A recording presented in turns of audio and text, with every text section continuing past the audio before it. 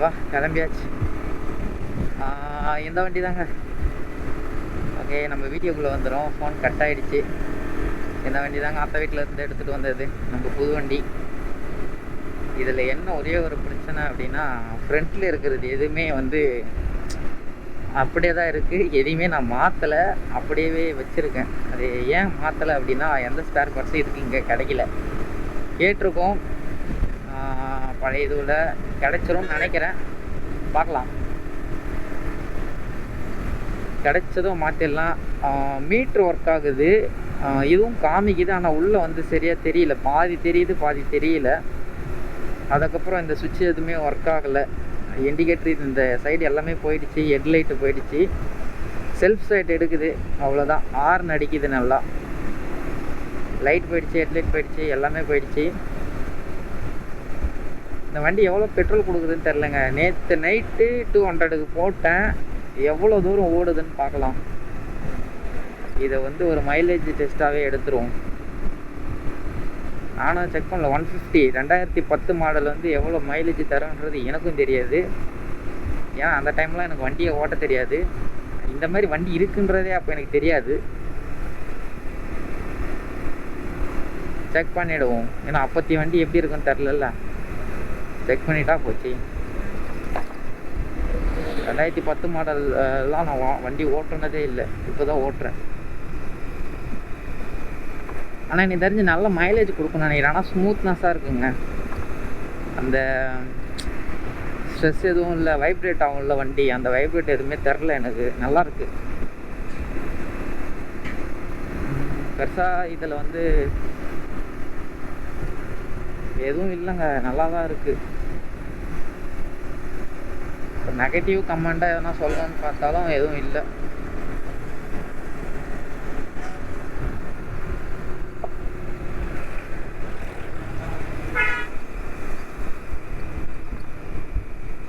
இன்னைக்கு வந்து கோப்ரோ வந்து கீழே வச்சுருக்கோம். மேலே மாட்டிகிட்டு இருந்தேன். எனக்கு என்னவோ ஒயிட் ஆங்கிள் வந்து செட் ஆகலை மாதிரி தெரியுது. அதாவது சூப்பர் ஒயிட் ஆங்கிள் வச்சுருந்தேன். மேலே வச்சுட்டு இருக்கும்போது சூப்பர் ஒயிட் ஆங்கிள் வச்சு தான் என்னால் ட்ரைவ் பண்ண முடியும். ஏன்னா நம்ம அது மேலே வருது இல்லை, அதனால் அந்த மாதிரி வச்சுருக்கேன். இப்போது கீழே எடுத்துகிட்டு வந்திருக்குன்றதுனால எப்படி இருக்குன்னு தெரியல. செக் பண்ணிடலாம். இன்றைக்கி தெரிஞ்சிருங்க. இன்றைக்கி எடுக்கிற வீடியோவில் கண்டுபிடிச்சிருவேன்.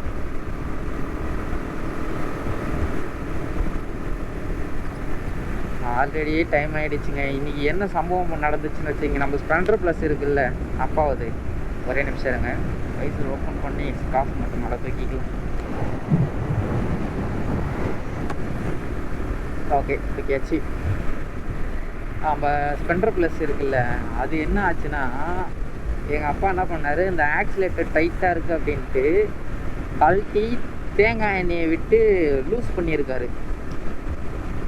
இவர் பெட்ரோல் ஊற்றி லூஸ் பண்ணியிருந்தா பரவாயில்ல, பெட்ரோலோ வேறு ஏதோ ஊற்றி லூஸ் பண்ணியிருந்தா பரவாயில்ல. இவர் தேங்காய் எண்ணெயை ஊற்றி தேவையில்லாத ஒரு வேலை பார்த்தாரு. பண்ணிவிட்டு என்ன பண்ணிட்டாருன்னா, ஸ்டார்ட் பண்ணிக்கிறாரு. வண்டி ஸ்டார்ட் ஆகலை, ஏன்னு தெரில. நானும் ஸ்டார்ட் பண்ணி பார்த்தா ஸ்டார்ட் ஆகலை. அதாவது ஸ்டார்ட் ஆச்சு, ஃபஸ்ட்டு ஸ்டார்ட் ஆகிட்டு ரன்னிங் நார்மலாக ஸ்டார்ட் பண்ணி விட்டோம்னா வண்டி ஆடிட்டுருக்கோம்ல, அது மாதிரி ஆடிட்டு இருந்தது. ரேஸ் குத்தா ஆஃப் ஆகிடுது. இது ரொம்ப நேரமாக ஒரு பிரச்சனையாகவே இருந்தது. நானும் சரி 1 hour 2 hours திரும்பவும் பழைய மாதிரி ஆகிடும் அப்படின்ட்டு 1 hour 2 hours கழித்து திரும்பவும் போயிட்டு ஸ்டார்ட் பண்ணி பார்த்தோம். ஸ்டார்ட் ஆச்சு, திரும்பவும் ஆடுது. ஆனால் ரேஸ் குத்தா ஆஃப் ஆகுது. அதுக்கப்புறம் இன்னும் ஒரு 1 மணி நேரம் கழித்து பார்க்கலான்ட்டு கழித்து பார்த்தா வண்டி ஸ்டார்ட்டே ஆகலாம். கடைசியில் செல்ஃபு சுத்தமாக போயிடுச்சு. செல்ஃப் அடித்து செல்ஃபு போயிடுச்சு. ஸ்டிக்கர்லேயும் அடிச்சு பார்த்தோம், வண்டி ஸ்டார்ட் ஆகிற மாதிரி தெரியல. இன்றைக்கி எடுத்துகிட்டு போயிட்டு காலைல மெக்கானிக் செட்டில் விட்டோம். அதாவது வீட்டுக்கே வந்தார் மெக்கானிக்கு, பார்த்தாரு. பார்த்துட்டு இந்த மாதிரி கார்பரேட்டர் தான் கழட்டி மாற்றணுன்னாரு. போனார், கார்பரேட்டையும் கழட்டி துடைச்சி போட்டார். ப்ளக்கும் மாற்றி பார்த்துட்டாரு, ஸ்டார்ட் ஆகலை. அதுக்கப்புறம் என்ன கேட்டார்னா, ஆயில் மாற்றி எவ்வளோ நாள் ஆகுதுன்னு கேட்டார். அங்கே தாங்க ட்விஸ்டே இருக்குது. பிரச்சனையே அதுதான் பழகுது. எனக்கு தெரில, நான் கிளம்பிட்டேன். ஏன்னா எனக்கு ஆஃபீஸ் டைம் ஆகிடுச்சு. அங்கே தான் நின்றுட்டு இருந்தேன். சரி ரெடி ஆகிடுச்சுன்னா அந்த வண்டி எடுத்துன்னு வந்துடலாம். இந்த வண்டியில் தான் லைட் இல்லையே, லைட் எரியல, அதனால அந்த வண்டி எடுத்து வந்துடலாம், நைட் டைம் ஆனாலும் அதில் லைட் இருக்கும் அதனால் வந்துடலாம் அப்படின்ற கான்செப்டில் நான் போயிட்டேன் மெக்கானிக்கு. காலையிலே கூப்பிட்டு போயிட்டேன் அவரை கடைக்கு, ரெடி பண்ணி கொடுங்க நான் ஆஃபீஸ் போகணும் அப்படின்ட்டு. அவரும் வேக வேகமாக பிரிச்சிட்டாருங்க, மொத்தத்தையும் பிரிச்சிட்டாரு. முன்னாடி பிரிச்சுட்டு தம்பி ஆயில் மாற்றி எவ்வளோ நாள் ஆகுதுன்னு கேட்டார். ஒரு செகண்ட் யோசிச்சோங்க, வண்டி சீஸுக்கு ஆகிடுச்சோ அப்படின்னு. அப்போ தான் யோசித்தேன், வண்டி சீஸ் ஆகிருக்கும் பொழுது ஆயில் இல்லாமல் ட்ரை ஆகிட்டு, நீங்கள் பார்த்து வைங்க, அது இன்றைக்கி ரெடியாக வர மாதிரி தெரில, நீங்கள் பொறுமையாக கூட பார்த்து வைங்க, நான் அந்த வண்டி எடுத்துன்னு போகிறேன் அப்படின்னு சொல்லிட்டு இந்த வண்டி எடுத்துன்னு வந்துட்டேங்க. எங்கள் அப்பா பண்ணார் பாருங்க ஒரு இது கடுப்பு கடுப்பு. ஆஃபீஸ் போகிற டைமில் அவர் ஏன் தேவையில்லாது எண்ணெயை விட்டு இருக்கிறன்ற பேரில் லூஸ் பண்ணுறான். டைட்டாக கூட இருந்து போகுதுன்னு விட்டு வந்துருக்கலாம். தேவையில்லாத ஒரு வேலை பார்த்து வண்டியே வேலை வைக்கிற அளவுக்கு ஆகி போச்சு. இப்போ அதுக்கு வேறு செலவு பண்ண தனியாக. ஐயோ இவர் நான் ஊருபுறம் மாறி அடிச்சுன்னு வர்றாரு, பின்னாடி வரவனா செத்தான் வண்டியில். இந்த லாரி பின்னாடி போனாலே கஷ்டங்க.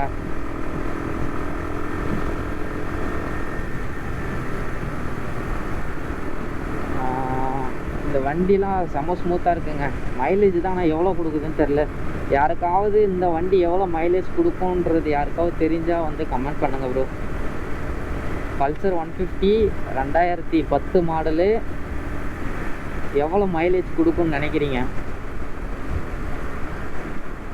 இந்த வீடியோ வேறு யாராவது மெக்கானிக் பார்க்குறீங்க, என்கிட்ட இதனுடைய ஸ்பேர் பார்ட்ஸ்லாம் இருக்குது அப்படின்னு சொன்னீங்கன்னா அவங்களும் சேர்த்து எனக்கு கமெண்ட் பண்ணுங்கள்.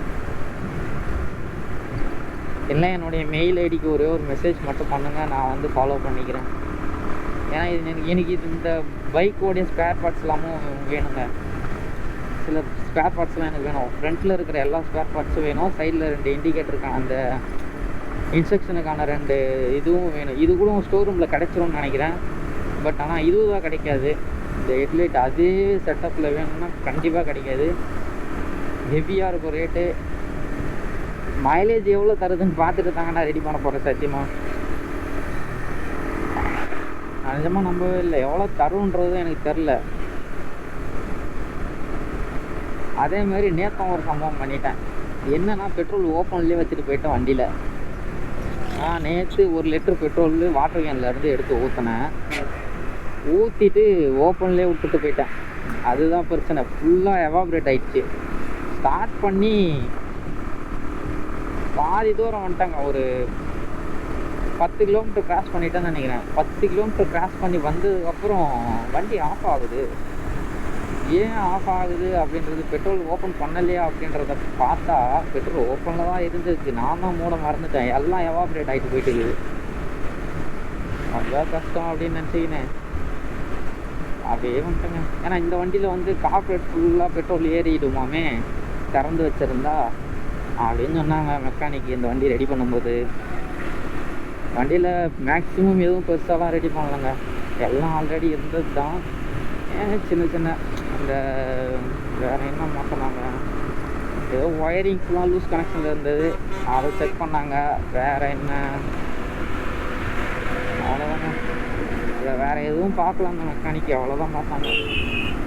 ஒரு 1500 2000 செலவு பண்ணியிருக்கோன்னு வச்சுக்கங்களேன். அதுவும் எதுக்குன்னா அந்த ஃப்ரண்ட்டில் டிஸ்க்கு பிரேக் இருக்குது இல்லைங்க, அது வந்து ஸ்டக் ஆகிடுச்சு, ஜாம் ஆகிடுச்சுன்னு சொன்னார். அதையும் மாற்றிட்டேன். அது ஒரு 1500 பக்கம் வந்தது, அதையும் மாற்றியாச்சு. ஃப்ரண்ட்டு டிஸ்க்கு பிரேக் மாற்றியாச்சு. டோட்டலாகவே இந்த வண்டிக்குன்னு பார்த்தோன்னா ஒரு 3000 செலவு பண்ணியிருக்கோன்னு நினைக்கிறேன். டோட்டலாக வண்டி எடுத்ததுலேருந்து, இந்த வண்டி எடுத்தது மீன்ஸ் அங்கே எங்கள் அத்தை வீட்டிலேருந்து எடுத்துகிட்டு வந்தது மீன்ஸ் நாங்கள் ரெடி பண்ணது 3000 ரெடி பண்ணியிருக்கோம். என்ன மாற்றோம்னா ஆயில் தானே, ஆயில் மாற்றணும். அங்கங்கே பெயிண்ட் அடித்தாங்கன்னு நினைக்கிறேன். இன்ஜின் மேலே துரு பிடிச்சதாக இருந்தது, அதுக்காக எந்த பெயிண்ட் அடிக்கணும், ஏதோ ஒரு பெயிண்ட்டு சொன்னாங்களே, ஞாபகம் வரலங்க. அந்த பெயிண்ட் அடிக்கணும் அப்படின்னு சொன்னாங்க. சரி அதையும் வாங்கி கொடுத்து அடிக்க சொல்லிட்டோம். ஒரு 2 ப்ளூ லைட்டை மட்டும் உள்ளே கவர்ந்துட்டு இருந்தது, அது சுத்தமாக போயிட்டுனா அந்த ப்ளூ லைட்டை மட்டும் வாங்கி போட சொன்னேன், அதையும் போட்டாங்க. அதுக்கப்புறம் மெக்கானிக் பார்த்ததுக்காக ஒரு சார்ஜு, ஆயில் மாற்றணும், டிஸ்க்கு பிரேக்கு, எவ்வளோ தாங்க செலவு. அதுக்கப்புறம் இந்த சீட்டு, இந்த கவர் எல்லாமே புதுசாக மாற்றினதுங்க. இது ஷோரூமில் மாற்றினதுனால கொஞ்சம் அதிகமாகி போச்சு. 3000 தாங்க செலவு பண்ணிக்கிது இந்த வண்டிக்கு. மற்றபடி வேறு எதுவுமே நான் பார்க்கல. இந்த பெட்ரோல் இது இருக்குல்லங்க, ஓப்பன் பண்ணி க்ளோஸ் பண்ணுங்க, ஓப்பன் டைப்பாக ஓப்பன் அண்டு க்ளோஸு, இதையும் வேறு மாற்றணுமா. ஏன்னா ரிசர்வில் இருந்தால் மட்டும்தான் இந்த வண்டி பெட்ரோல் வருது வெளியே. க்ளோஸில் இருந்தால், அதாவது ஓப்பனில் இருந்தால் வர மாட்டேங்குது, ரிசர்வில் இருந்தால் தான் வருது. க்ளோஸ் பண்ணால் க்ளோஸ் ஆகிடுது. அதுவும் பிரச்சனை இருக்குது, அதையும் மாற்றணும். மெயினான விஷயம் இந்த வண்டியிலே லைட் இல்லைங்க. அதாவது ஆட்டோமேட்டிக்காக எரியுது, ஆட்டோமேட்டிக்காக ஆஃப் ஆகிடுது. ஒயரிங் பிரச்சனை தான் இருக்குது. ஒயரிங் சர்வீஸ்க்கு வந்து கொடுக்கணும். அதுக்கு எவ்வளோ ஆகுன்னு தெரில, அதனால் அதையும் கம்முன்னு விட்டுட்டேன். ஏன்னா இந்த மாதம் ரொம்ப டைட்டாக போயிடுச்சுங்க, சுத்தமாக இல்லை. இன்னும் கிரெடிட் கார்டு பில்லு கட்டாமல் இருக்கேன். ஜென்ரேட் ஆகலை இன்னும் பில்லு ஜென்ரேட் ஆகிடுச்சுன்னா அதுக்கும் வேறு கட்டணும். 1500 கட்டுறதுக்குமே நம்மக்கிட்ட காசு இல்லை. ஏன்னா கிரெடிட் கார்டு பில்லு வந்து 1500 தான், அவ்வளோதான்.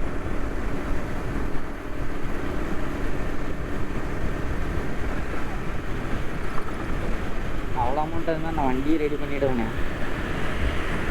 அப்புறமும் எடுத்து அதிலிருந்து இருக்குது நம்மக்கிட்ட கிரெடிட் கார்டில், எடுத்து நம்ம தேய்ச்சி விட்டோம்னா தினமும் யார் கட்டுறது? அதுக்காக தான் சரி சேலரி இந்த மாதம் சேலரி வரட்டும், வாங்கி ரெடி பண்ணிக்கலாம் அப்படின்னு சொல்லிட்டு கம்முன்னு இருக்கேன்.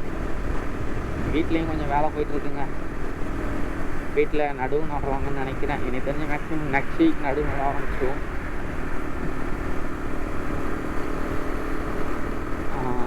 காட்டெல்லாம் ஓட்டியாச்சு, கொள்ளையெல்லாம்.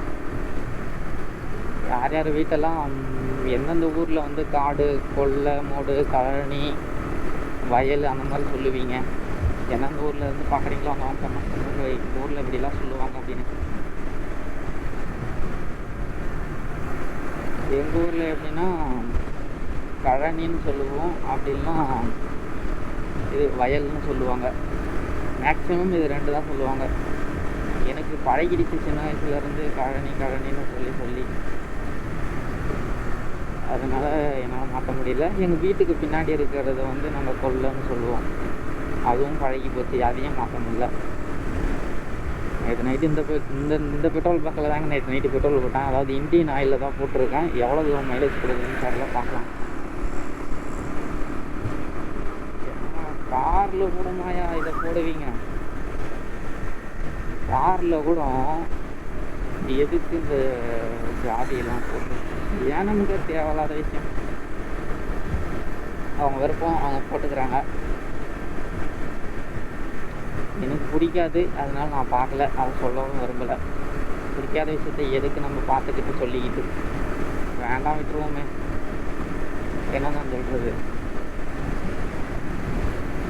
எனக்கு இந்த மாதிரி கேஸ்ட்ன்ற இதுவே எனக்கு பிடிக்காதுங்க. எல்லாம் ஒன்று தான், எல்லோரும் மனுஷன் தான், எல்லோரும் சாப்பிட்றாங்க, எல்லாருமே தூங்குறாங்க, எல்லாருமே வேலை செய்கிறாங்க, அவ்வளோதான். எல்லாருமே ஒன்று தான் என்னை பொறுத்த வரைக்கும். ஏன்னா எல்லாம் ஒரே வேலை தான் செய்கிறாங்க. அதனால தாங்க அவங்க அவ்வளோ பெரிய இதுவாக இருந்தால் என்னென்னா தரையில் நடக்காமல் காற்றுல நடக்கிறாங்க, எல்லாம் ஒன்று தான்.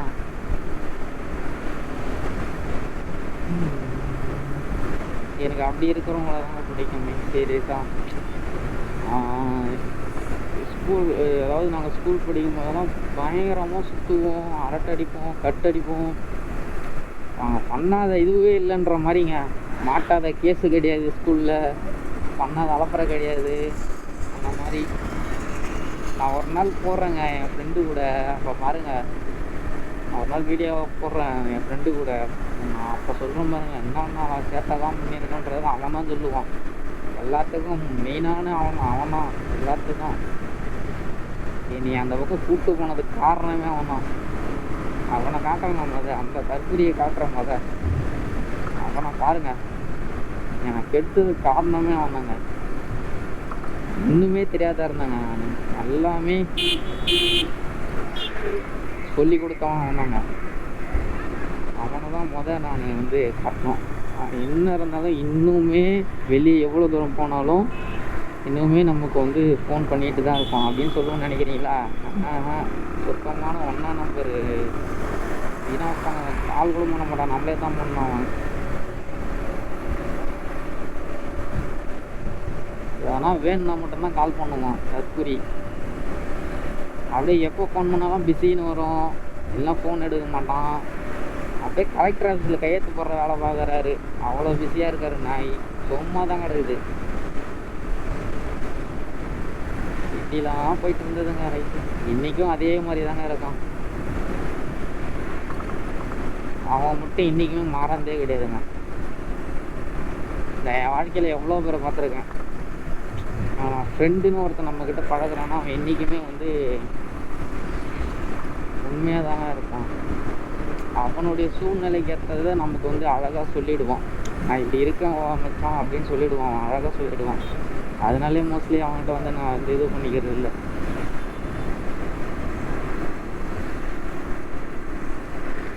காசு கேட்டாலாம் கொடுத்துருவாங்க, பால் மாறவே மாட்டாங்க. இருந்தால் கொடுத்துருவான், யோசிக்கவே மாட்டான். அதேமாரி என்கிட்ட அவன் கேட்டாலும் நான் இருந்தாலும் கொடுத்துருவேன், அதுக்கும் நான் யோசிக்க மாட்டேன். வாங்கியாவது கொடுத்துருவாங்க யாருக்கிட்டையாவது.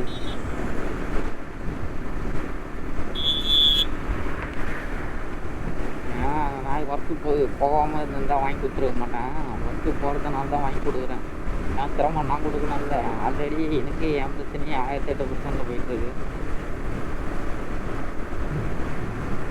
அதனால என்ன பண்ணுறது, அப்படி எப்படின்னு இருக்க தான் செய்யுது. எங்கள் வீட்டுக்காரவன்ல ஒருத்தன் கல்யாணம் பண்ணிட்டான், அது வந்து 3 பேர் கல்யாணம் பண்ணிட்டானுங்க. எதுக்கு பண்ணானுங்கன்னு எனக்கும் தெரியாது, எதுக்கு நாங்கள் பண்ணி வச்சோன்றது எனக்கும் தெரியாது. நல்லா இருக்கானுங்க, அதாவது எப்படி சொல்றதுன்னா நல்லா இருக்காங்க. பிரச்சனை இல்லை. ஃபஸ்ட்டு ஸ்டார்டிங்கில் பிரச்சனை இருந்தது, ஒரு 6 மந்த்து பிரச்சனை வந்தது தான், நான் இல்லைன்னா சொல்லல. இருந்தாலும் நாங்கள் எப்படியோ சமாளித்து அங்கே எங்கேயும் ஏதோ பண்ணி ஒரு வீடு ரெடி பண்ணிவிட்டு ஒர்க்கு வாங்கி கொடுத்து எவ்வளோ பிரச்சனை இருந்தது. ஒரு 6 மாதம் பிரச்சனை இருந்தது. அவங்க 2 பேருக்குள்ளேயே பிரச்சனை இருந்தது. லவ் பண்ணுற வரைக்கும் பிரச்சனை எதுவும் இருக்காதுங்க. மேரேஜ் பண்ணுற பிறகு அவங்க 2 பேருக்குள்ளே சண்டையே வரும். அதையெல்லாம் ஃபேஸ் பண்ணி நாங்கள் அதெல்லாம் திரும்ப பேசி எவ்வளோ பிரச்சனையாச்சு தெரியுமா, அதெல்லாம் பண்ணி இப்போ நல்லா இருக்காங்க. அந்த 6 மாதம் நாங்கள் எப்படியோ கஷ்டப்பட்டு நல்லா இது பண்ணி பேசிட்டோம், இப்போ நல்லா இருக்காங்க. ஆனால் என்ன ஒன்று ஃபோனு தான் பண்ண மாட்டேங்கிறாங்க. சரி ஓகே, நல்லா இருந்தால் சந்தோஷம், நமக்கு அதான் தேவை. ஓகே, ஒன்று திருவண்ணாமலை வந்துட்டோங்க. இன்றைக்கி வந்து டேவே ஒரு மாதிரி அமைதியாக இருக்கிற மாதிரியே இருக்குது. உங்களுக்கு எப்படி இருக்குன்னு தெரியல, ஆனால் எனக்கு இன்னைக்கு என்னவோ அமைதியாக இருக்க மாதிரி இருக்குது. என்றைக்கும் போகிற மாதிரி இல்லை, அதனால தான் அப்படியே இதுவாக இருக்கும். இன்றைக்கி குளிருது, ஒரு டைம் ஹீட்டாகவும் இருக்குது, இன்னொரு டைம் குளிருது. என்ன கன்றாவினே தெரில எனக்கு.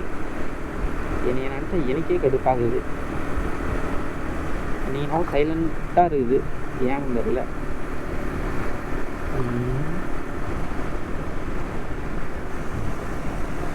சரி ஓகே, போவோம் ஹோட்டலுக்கு. இன்னைக்கு ரூம் ஃபுல்லுங்க, நேற்றும் பண்ணிட்டு ரூம் ஃபுல் ஆல்மோஸ்ட்டு. இன்றைக்கும் பண்ணிடுறோம்.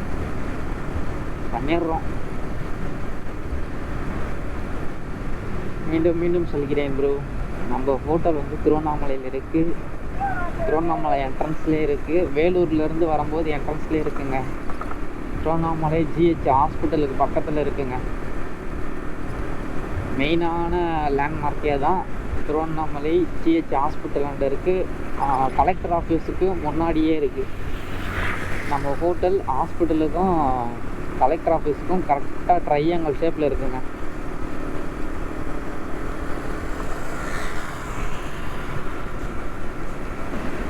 சப்போஸ் யாருக்காவது வேண்டும் அப்படின்னா என்னுடைய மெயிலுக்கு மெயில் பண்ணுங்கள். சப்போஸ் அப்படி இல்லைன்னா என்னுடைய காண்டாக்ட் நம்பர் கீழே தரேன், கால் பண்ணுங்கள். பெஸ்ட்டாக பண்ணி கொடுக்குறேன். என்னால் என்ன பண்ணி கொடுக்க முடியுமோ எல்லாமே இன்க்ளூடாகவே பண்ணித்தரேன். சிபி பிளானோடையே தரேன். நம்மளது எப்பயுமே காம்போவாக சிபி பிளான் தான், அதில் எந்த டிஃப்ரெண்ட்டும் இல்லை. அது வந்து ஹோட்டலோடைய பாலிசி. சப்போஸ் உங்களுக்கு பிரேக்ஃபாஸ்ட் வேணும் அப்படின்ற சமயத்தில் நான் அதுக்கேற்ற மாதிரி பெஸ்ட்டாகவும் பண்ணி கொடுக்குறேன். எப்பயுமே எல்லாருக்குமே நாங்கள் பெஸ்ட்டாக தான் பண்ணி கொடுக்குறோம். நான் புக்கிங் எடுக்கிறேன் அப்படின்னும்போது நான் இன்னுமே பெஸ்ட்டாக பண்ணி கொடுப்பேன். ஹோட்டலில் எப்படி கொடுப்பாங்கன்னு தெரியாது, பட் நான் புக்கிங் எடுக்கும்போது பெஸ்ட்டாக தான் பண்ணி கொடுப்போம். ஏன்னா எங்கள் கூடயும் ஒரு 4 அசோசியேட் ஒர்க் பண்ணிகிட்ருக்காங்க. எங்கள் மேனேஜர் இருக்கார். ஒவ்வொருத்தருக்கும் ஒரு மாதிரி புக்கிங் எடுப்பாங்க. பட் நான் ஸ்பெசிஃபிக்காக ஆஃபர் பண்ணி கொடுக்குறேன். இல்லைனாலும் நம்ம ஹோட்டலில் இருக்கிறோம், நம்ம அசோசியேட்டு என்னுடைய நேம் சொன்னீங்கன்னாவும் அவங்க பண்ணி கொடுத்துருவாங்க. நீங்கள் நம்ம ஹோட்டலில் இருக்கவங்க கால் பண்ணாலே போதுங்க, பெஸ்ட்டாகவே பண்ணி கொடுப்பாங்க. அதுதான். ஏன்னா நம்மளை பார்த்துட்டு ஒருத்தவங்க வராங்கன்னா அவங்களுக்கு கண்டிப்பாக நம்ம பெஸ்ட்டாக தான் பண்ணி கொடுக்கணும். ஏன்னா நம்ம அந்தளவுக்கு ஃபெசிலிட்டி கொடுக்காம இல்லை, கொடுக்குற ஃபெசிலிட்டிக்கு ஏற்ற மாதிரி தான் நாங்கள் பண்ணி கொடுக்குறோம்.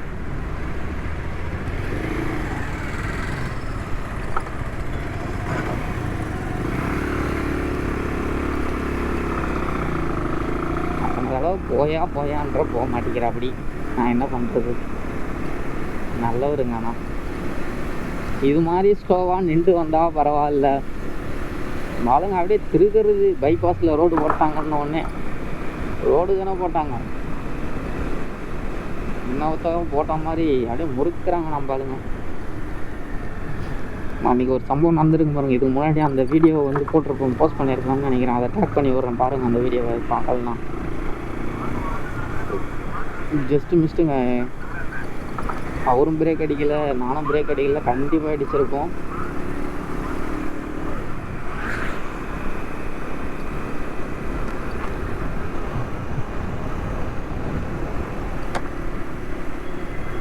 ஒரு சில டைம்லாம் இந்த மாதிரி நடக்கிறது சகஜம்னா அதை எதுவுமே பண்ண முடியாது. அவங்களுக்கு என்ன அவசரமோ, எனக்கு டைம் பிரச்சனை. நான் ஆஃபீஸ்க்கே டைம் ஆகிடுச்சு, இதோ இன்றைக்குமே டைம் ஆகிடுச்சு. ஆனால் இன்றைக்கி வந்து நான் ஸ்லோவானதுக்கு காரணம் என்னென்னா, அன்றைக்கி நடந்த அந்த சம்பவம் என் மைண்டுக்குள்ளே எப்போ வந்தாலுமே அன்றைக்கி நடந்த சம்பவம் வந்து அந்த பிளேஸுக்கு முன்னாடி வந்து ஞாபகம் வந்துடும். ஒரு பிரச்சனை ஒரு இடத்துல நமக்கு வருதுன்னும் போது அந்த பிளேஸுக்கு போகிறதுக்கு முன்னாடி அங்கே என்ன நடந்தது, 2 வருஷம் 3 வருஷத்துக்கு முன்னாடி என்ன நடந்திருந்தாலுமே அது ஞாபகம் கரெக்டாக வரும். அதனாலே ஸ்லோ ஆகிட்டேன். அங்கேருந்து வந்ததுக்கும் நான் இங்கே போகிறதுக்கும் டிஃப்ரெண்ட் இருக்குது அதிகமாகவே.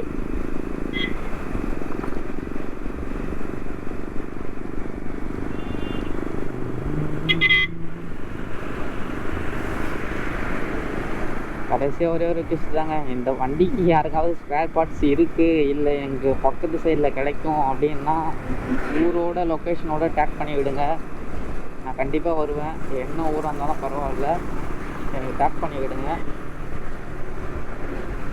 சப்போஸ் ரொம்ப லாங்கில் இருக்குது, ஒரு 100 கிலோமீட்டர்ஸ் கர்நாடகா தான் இருக்குது, 150 கிலோமீட்டர்ஸ் கர்நாடகா தான் எனக்கு கிடைக்கும் அப்படின்னும் போது நான் அமௌண்ட் சென்ட் பண்ணிடுறேன். எனக்கு பை பண்ணி கொரியரில் மட்டும் போட்டு விட்டுருங்க. இல்லைனா சப்போஸ் கடையோட கான்டாக்ட் நம்பர் கூட கொடுங்க, நான் வந்து டேரெக்டாகவே பேசிவிட்டு நான் கொரியர் போட சொல்லிடுறேன். அமௌண்ட்டும் நான் பே பண்ணிடுறேன். ஏன்னா 2010 மாடல்ன்னும் போது இந்த மாதிரி கம்யூனிகேஷன் நம்மக்கிட்ட வந்து அதிகமாக இருக்காது. நான் உங்கள்கிட்ட ஒரு ரிக்வெஸ்ட்டாக கேட்குறேன்னா, நீங்கள் நிறைய பேர் இந்த வீடியோ பார்க்கலாம், எங்கே இருந்தாலும் பார்க்கலாம் இந்த வீடியோவை. அதனால சொல்லுவீங்கன்னு நம்புகிறேன். அதனால தான் உங்கள்கிட்ட கேட்குறேன். நான் எங்கள் லோக்கல் திருவண்ணாமலை மொத்தமும் கேட்க சொல்லியிருக்கேங்க. திருவண்ணாமலை ஃபுல்லானால் நமக்கு பிரச்சனை இல்லை. நமக்கு ஒவ்வொரு பாயிண்ட்லேயும் ஆள் இருக்காங்க, அதனால் ஒன்றும் பிரச்சனை இல்லை. ஒவ்வொரு பாயிண்டில் கேட்கணும், அவங்க அப்படியே ஸ்ப்ரெட் பண்ணிவிடுவாங்க. ஏன்னா இங்கே கம்யூனிகேஷன் அதிகமாக இருக்குது. அதேமாதிரி இன்னும் நான் விழுப்புரத்தில் சொல்லாமல் இருக்கேன். விழுப்புரத்துலேயும் நமக்கு கம்யூனிகேஷன் இருக்குது. விழுப்புரத்தில் கிடைக்காத பொருள் இல்லை. அதேமாதிரி திருக்கோவிலூர் போனாலும் கிடைக்காதது எதுவும் இல்லை. ஆனால் திருவண்ணாமலையே இருக்குங்க. உள்ள சந்தில் ஒரு பழைய கடை ஒன்று இருக்குது. அது ஃபுல்லாகவே அந்த ரோடு ஃபுல்லாகவே வந்து பழைய ஸ்பேர் பார்ட்ஸ் கடை தான் இருக்கும். அப்படியே நீட்டாக இருக்கும். ஒரு 800 மீட்டருக்குன்னு நினைக்கிறேன். 800 மீட்டருக்கு சம்திங் 1 கிலோமீட்டர்ஸ்க்கு வந்து ஃபுல்லாக நீட்டாக அந்த ஸ்பேர் பார்ட்ஸு, டிராக்டர்ஸு, அந்த மாதிரி பழைய வண்டி, மெக்கானிக் ஷெட்டு, அந்த மாதிரி தாங்க ஃபுல்லாகவே நீட்டாகவே.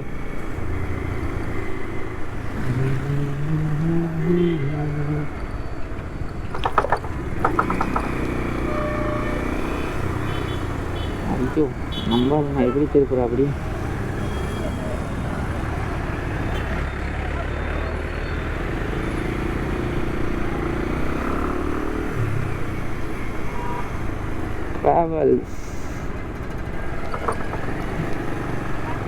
ட்ராவல் ஏஜென்சி யாராக இருந்தாலும் காண்டாக்ட் பண்ணலாம். ட்ராவல் ஏஜென்சி மட்டும் டேரெக்டாக என்ன பண்ணுங்கள், எங்கள் ஹோட்டலோடைய மெயில் ஐடிக்கு வந்து மெசேஜ் பண்ணுங்கள். அதாவது இந்த வீடியோ யாராவது ட்ராவல் ஏஜென்சி பார்க்குறீங்க அப்படின்னா எங்களுடைய மெயிலுக்கு leafhotel.in மெயிலுக்கு வந்து மெயில் பண்ணுங்கள். நீங்கள் ஆன்லைனில் லீஃப் ஹோட்டல் திருவண்ணாமலைன்னு அடிச்சிங்கனாவே வந்துடும், மெயிலோடு காமிச்சிடும். நீங்கள் அதுக்குமே மெயில் பண்ணலாம், இல்லை வாட்ஸ்அப் நம்பரும் சேம் நம்பரு தான். கால் பண்ணி நீங்கள் மெசேஜ் பண்ணுறதுனாலும் ஓகே தான், இல்லை மெயில் பண்ணுறதுனாலும் ஓகே தான். மோஸ்ட்லி ட்ராவல் ஏஜென்சி எல்லோரும் மெயில் பண்ணுங்கள். மெயில் பண்ணிங்கன்னா உடனே ரிப்ளை கிடைக்கும்.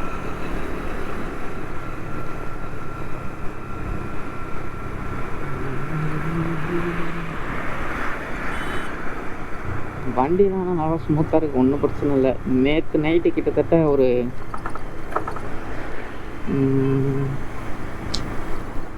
13 கிலோமீட்டர் 15 கிலோமீட்டர்ஸ் ஓட்டியிருக்கும்னு நினைக்கிறேன். அவ்வளோ இருக்கும். 200 ருபீஸ் பெட்ரோல் போட்டு ஒரு 15 கிலோமீட்டர்ஸ் ஓட்டிட்டோம். அதுவும் இல்லாமல் வீட்டில் இருந்தும் சும்மா கொஞ்சம் ஓட்டிகிட்டு இருந்தாங்க. காலையில் எடுத்து எங்கள் அப்பா ஓட்டினார், நேற்று நைட்டும் ஓட்டிகிட்டு இருந்தார். ஆனால் எங்கே போனாருன்னு தெரில, எவ்வளோ தூரம் போனாருன்றதும் எனக்கு தெரியாது. காலையில் பெட்ரோல் எவ்வளோ இருக்குன்றது செக் பண்ணல, நான் டேரெக்டாக அப்படியே வந்துட்டேன். அப்புறம் இப்போ காலையிலேருந்து வீட்டிலேருந்து வந்தாச்சு, ஆல்மோஸ்ட் ஹோட்டலுக்கிட்ட வந்தாச்சு. என்னடா டிராஃபிக்கு இவ்வளோ காலையிலேயே, ஆட்டோக்காரங்க இருக்காங்களே கடுப்புங்க, ரொம்ப கடுப்பாங்க. வேற கடுப்பாக இருக்குது.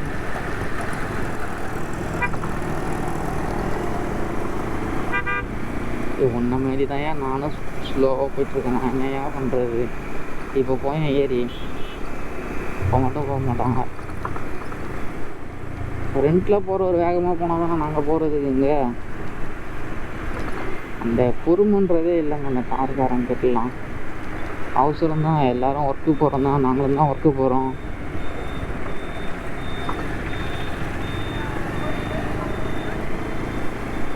நான் டைம் ஆகி போயிட்டுருக்கேன். வருங்க 10-15 ஆகிடுச்சி, நான் இன்னும் ஹோட்டலுக்கே போகாமல் இருக்கேன். எனக்கு 10 மணிக்கெலாம் ஷிஃப்ட்டு, ஆனால் என்னன்னு தெரில, இன்றைக்கி இன்னும் போகாமே இருக்கேன். ஏன்னா இன்றைக்கி வண்டி பிரச்சனை ஆகிடுச்சிங்க காலையிலே. ஐயோ, இந்த திடீர்னு டபால்னு ஓரம் கட்டுறாரு. எல்லாம் ஓரம் போகலான்னு நினச்சிருப்பாங்க, எல்லாம் டபால்னு ஓரம் கட்டுறவங்க டென்ஷன் ஆகிட்டாங்க. ஓ, எங்கே ஓரம் கட்டுறதுனே தெரியாத ஓரம் கட்டுறீங்க. ஐயோ, இப்போ திரும்பவும் எடுக்கிறாரு பாருங்களா. எனக்கு ஒன்று புரியல, ஏதாவது ஒரு இடம் அலர்ட் பண்ணுறீங்கன்னா அந்த இடத்துல கம்பல்சரி ஒழுங்காக அலர்ட் பண்ணுங்கள். எதுக்கு தேவை இதுவும் தெரில, எனக்கு ஒன்றும் புரியல.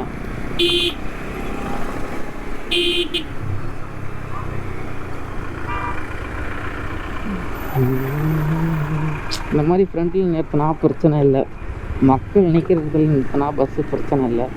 எங்கேயோ கொண்டு வந்து நிறுத்துறாரு.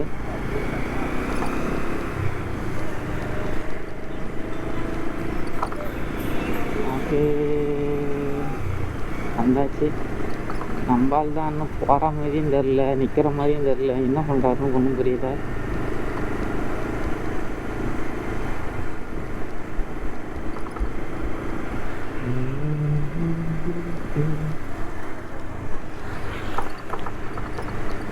அது இங்கே பாருங்கள், அந்த ஃப்ரண்ட்டில் ஆடுது பாருங்கள் அப்படியே. அது உள்ளே ஏதோ கிளாம்பு போயிடுச்சுன்னு சொல்லிட்டு இருந்தாங்க, என்னன்னு தெரில. அது எனக்கு கிளியராக கேட்குது அந்த சவுண்டு. அந்த உங்களுக்கும் கேட்கும்னு நினைக்கிறேன் அந்த சவுண்டு. நான் மோஸ்ட்லி லைட்டாக தான் நாய்ஸ் ரெடியூஸ் பண்ணுறோம், ஃபுல்லாலாம் ரெடியூஸ் பண்ணல. லைட்டாக அந்த உங்களுக்கு கேட்கும்னு நினைக்கிறேன். இப்போவே உங்களுக்கு கேட்கும், நீங்களே பாருங்கள். எனக்கு அந்தளவுக்கு சவுண்டு கேட்குது. அது கீழே அந்த நம்பர் பிளேட்டில் இடிக்குதுன்னு நினைக்கிறேன். நான் அதை கூட கவனிக்கலைங்க. ஏன்னா வண்டி எடுத்ததுலேருந்து நான் ட்ரைவ் பண்ணிகிட்டே இல்லை, அப்பா தான் வந்து எல்லாமே பண்ணிகிட்ருக்காரு.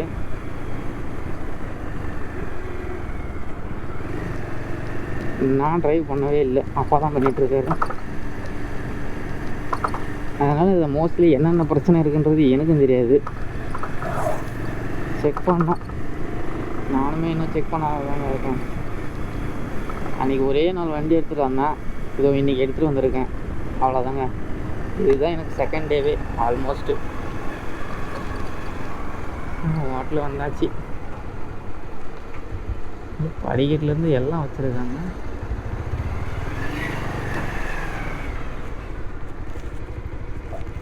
முடிஞ்சிருமா இன்றைக்கி? முடிஞ்சிருமா? முடிச்சு தான் ஆகணும், வேறு வழி இல்லை. எவ்வளோ நாள்